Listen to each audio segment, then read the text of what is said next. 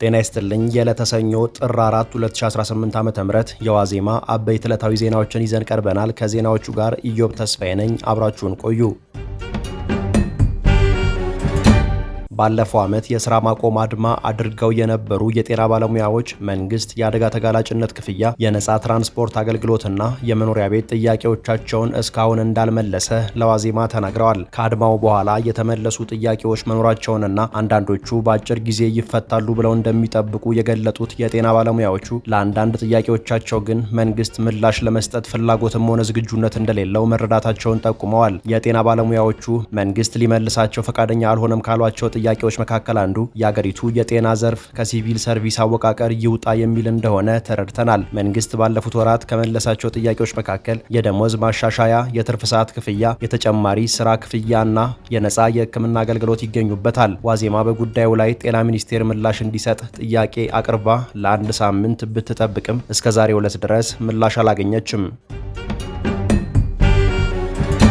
የኦሮሚያ ሐኪሞች ማህበር በመንግስት የጤና ተቋማት ውስጥ የሚሰሩ የጤና ባለሙያዎች መንግስት በቅርቡ ባደረገው የደሞዝ እርከን ማስተካከያ መሰረት የትርፍ ሰዓት ክፍያቸው ለምን እንዳልተከፈላቸው መጠየቁን ዋዜማ ማህበሩ በቅርቡ ለክልሉ ጤና ቢሮ ከጻፈው ደብዳቤ ተመልክታለች። መንግስት በቅርቡ ለሁሉም የመንግስት ሰራተኞች ያደረገው የደሞዝ ጭማሪ የህክምና ባለሙያዎችን ጭምር እንደሚያካትት ይታወቃል። ሆኖም ለኦሮሚያ ክልል የጤና ባለሙያዎች እየተከፈላቸው ያለው የትርፍ ሰዓት ክፍያ ከደሞዝ ጭማሪው እርከን ጋር የማይጣጣምና ቀድሞ ሲከፈል በነበረው እርከን የቀጠለ መሆኑን የጠቀሰው ማህበሩ ይህም በጤና ባለሙያዎች ዘንድ ከፍተኛ ቅሬታ መፍጠሩን በደብዳቤው ላይ ገልጿል። በሌሎች ክልሎች የጤና ባለሙያዎች የትርፍ ሰዓት ክፍያ ከአዲሱ የደሞዝ ጭማሪ ጋር እንዲጣጣም መደረጉን እንደሚያውቅ ማህበሩ የጠቀሰ ሲሆን የኦሮሚያ ክልላዊ መንግስት ብቻ የቀድሞ የትርፍ ሰዓት እርከን በነበረበት እንዲቀጥል ለምን አደረገ ሲል የጤና ቢሮ ማብራሪያ እንዲሰጥበት በዚሁ ደብዳቤው ጠይቋል።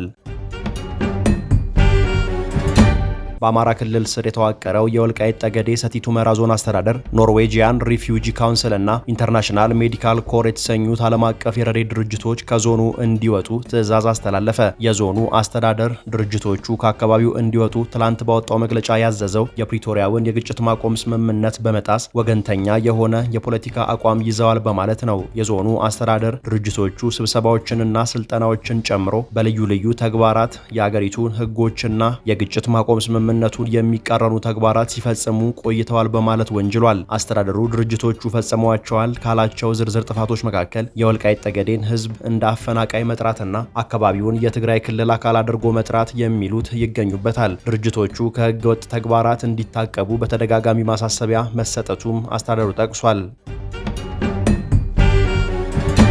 የሶማሊያ መንግስት ሳውዲ አረቢያ በሶማሊላንድ በወታደራዊ ኃይል ጣልቃ እንድትገባ ጠየቀ። ሳውዲ አረቢያ በደቡብ የመን ተገንጣዮች ላይ ጥቃት ፈጽማ የተገንጣዮቹ ቡድን እንዲፈርስ እንዳደረገች ሁሉ በሶማሊላንድ ላይ በተመሳሳይ በወታደራዊ ኃይሏ እርምጃ እንድትወስድ የጠየቁት የሶማሊያ የመከላከያ ሚኒስትር አህመድ ፊቂ ናቸው። ሶማሊላንድ በበኩሏ የሶማሊያው መከላከያ ሚኒስትር ያቀረቡትን የውጭ ወታደራዊ ጣልቃ ገብነት ጥሪ በብርቱ አውግዛዋለች። የሶማሊላንድ ውጭ ጉዳይ ሚኒስቴር የሶማሊያ ጥሪ የተባበሩት መንግስታት ድርጅት ቻርተርንና ዓለም አቀፍ ሕግጋትን የሚጥስ ነው በማለት ተቃውሞውን ገልጧል። ሳውዲ አረቢያ በተባበሩት አረብ ኤምሬቶች በሚደገፉት የደቡብ የመን ተገንጣይ ቡድን ላይ በቅርቡ ወታደራዊ ጥቃት ከፈጸመችና ኤምሬቶችም በአካባቢው ወታደራዊ እንቅስቃሴዋን ማቆሟን ከገለጠች በኋላ ተገንጣዩ ቡድን ራሱን በይፋ መበተኑን አስታውቆ ነበር። ጀነራል አብዱል ፈታህ አልቡርሃን የሚመሩት የሱዳን ሽግግር መንግስት ትላንት መቀመጫውን ከሰሜናዊቷ ፖርት ሱዳን ወደ ካርቱም አዞረ። የሽግግር መንግስቱ ከ3 ዓመታት በፊት የአገሪቱን ዋና ከተማ ካርቱምን ለቆ ወደ ፖርት ሱዳን የሸሸው ከሱዳን ጦር ሰራዊት ጋር በመፋለም ላይ ያለው የሱዳን ፈጥኖ ደራሽ ኃይል ከተማዋን መቆጣጠሩን ተከትሎ ነበር። የሽግግር መንግስቱ ወደ ካርቱም የተመለሰው ከተማዋን ከፈጥኖ ደራሹ ኃይል ካስለቀቀ ከ10 ወራት በኋላ ነው። የሽግግር መንግስቱ ጠቅላይ ሚኒስትር ካሚል ኢድሪስ መንግስታቸው በከተማዋ በጦርነቱ ጉዳት የደረሰባቸው የኤሌክትሪክ ኃይል፣ የውሃ፣ የጤናና የትምህርት አገልግሎቶች እንዲሻሻሉ ጥረት እንደሚያደርግ ተናግረዋል። ጀነራል ቡርሃን የሚመሩት የሱዳን ጦር ሰራዊት አሁንም ጀነራል መሐመድ ዳጋሎ የሚመሩት ፈጥኖ ደራሽ ኃይል ትጥቁን እስኪፈታ ውጊያውን እንደሚገፋበት በመዛት ላይ ይገኛል። ለዕለቱ የያዝናቸው መረጃዎቻችን እነዚህ ነበሩ። ተጨማሪ የዋዜማ ዜናዎችንና መረጃዎችን ዋዜማ ሬዲዮ ብላችሁ በማህበራዊ ገጾቻችን ታገኛላችሁ። ጤና ይስጥልኝ።